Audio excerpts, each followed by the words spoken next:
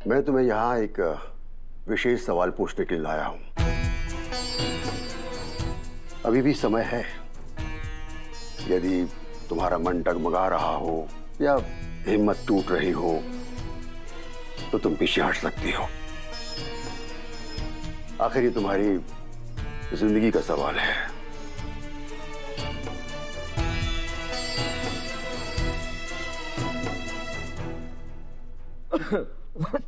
क्या हुआ बेटा? कुछ नहीं मतलब गले में कुछ अटक गया है। पानी पी लो थोड़ा सा। जी।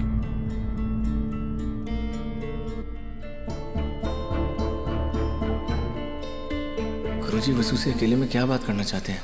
मैं नहीं चाहता कि हमारे रिश्ते को लेकर वसु के मन में फिर से कोई सवाल खड़ा हो।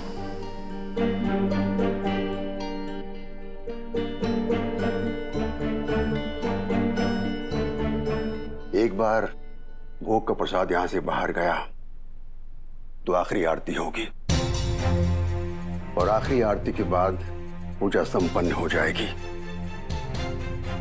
एक बार पूजा संपन्न हो गई तो तुम्हारे जीवन पर आए खतरे को कोई नहीं टाल पाएगा। इसलिए आखिरी मौका दे रहा हूं। अभी समय है, सोच लो। तुम चाहो तो पीछे हट सकती हो।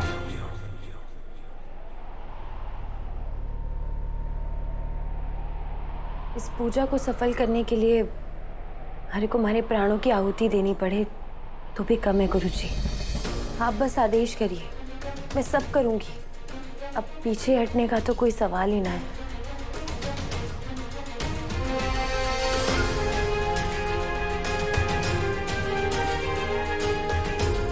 धन्य है इस घर वाले जिन्हें तुम जैसी निस्वार्थ लड़की का साथ मिला। तुम बहुत हिम्मत वाली हो। तुम जो काम करने जा रही हो वो आसान नहीं है।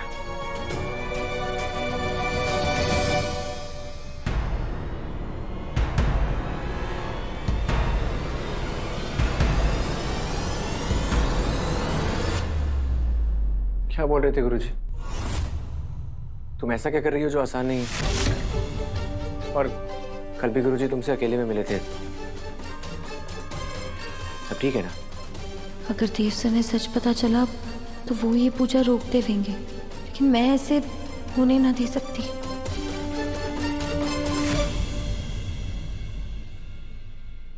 ये देव सर, आप भी काम के बीच में सवाल जवाब करने लगे। मुझसे क्या छुपा रही हो? कल से देख रहा हूँ कुछ बदली बदली सी हो। सच से बताओ वसु, गुरुजी क्या बोल रहे थे?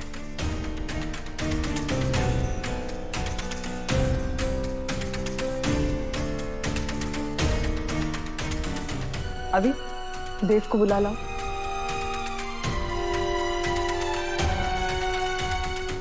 आज तक गुरुजी की बातें देवी हुकुम के अलावा किसी को समझ आई हैं कि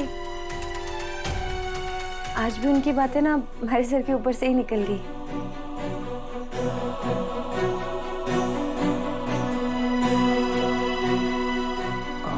दादा, वसु, आप लोगों को आरती के लिए बाहर बुलाया जा रहा है।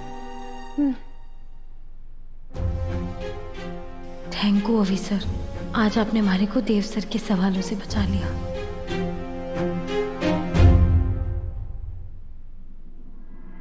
ये थारे गहने वसु के लिए सहेज के रखे थे, अब के काम के।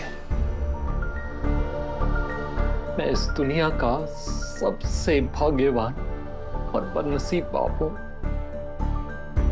भाग्यशाली इसलिए कि हमारे को ऐसी बेटी मिली जो इस घर के लिए सिर्फ लक्ष्मी ही नहीं, शक्ति और सरस्वती का भी वरदान बनी। मां के जाने के बाद उसने हमारे हिस्से की भी जिम्मेदारी उठाई ताकि मैं शहर में रहकर नौकरी कर सकूं। मैंने कहा कि हमारे मालिक सबसे ऊपर है, सबसे ऊपर। तो उसने हुकुम को देवी हुकुम का मान दिया। इस घर को तीर्थ का दर्जा दिया और आज इसी तीर्थ के लिए हमारी बच्ची अपनी जान देने जा रही है और मैं एक बदनसीब बाप कुछ भी ना कर पा रहा।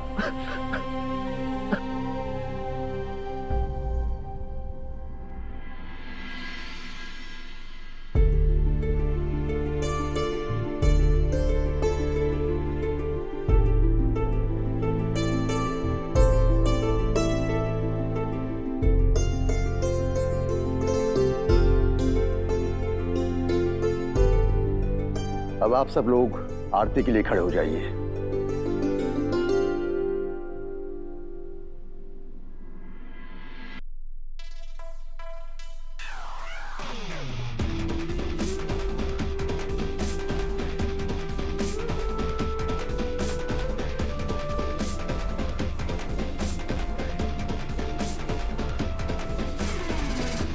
बस कुछ पल और, फिर ये पूजा सफल हो जाएगी और इस घर से सारे संकट दूर हो जाएंगे।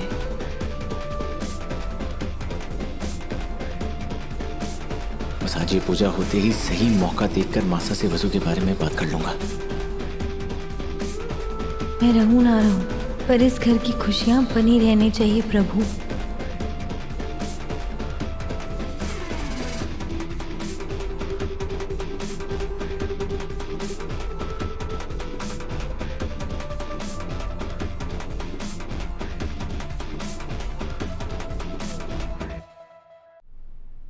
हमारे से इस जन्म में ऐसे कौन से पाप हुए हैं प्रभु जो हमारी बेटी ने उसकी सजा भुगतनी पड़ रही है, वो भी अपनी जान देकर।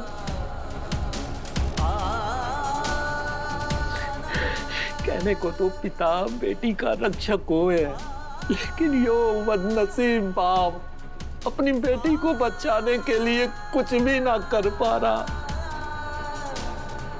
मैंने हमेशा अपनी स्वामी निष्ठा का पालन किया, पर अपनी भक्ति साबित करने के लिए क्या मैं अपनी छोरी की जान दे दूं? ना ना, मैं अपनी बेटी ने ऐसे नहीं मरने दे सकता।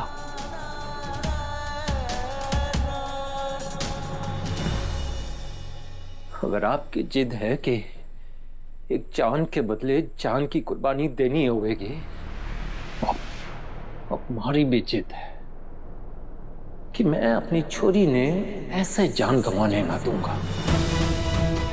उसकी जिंदगी और मौत के बीच मैं ढाल बनकर खड़ा हो जाऊंगा।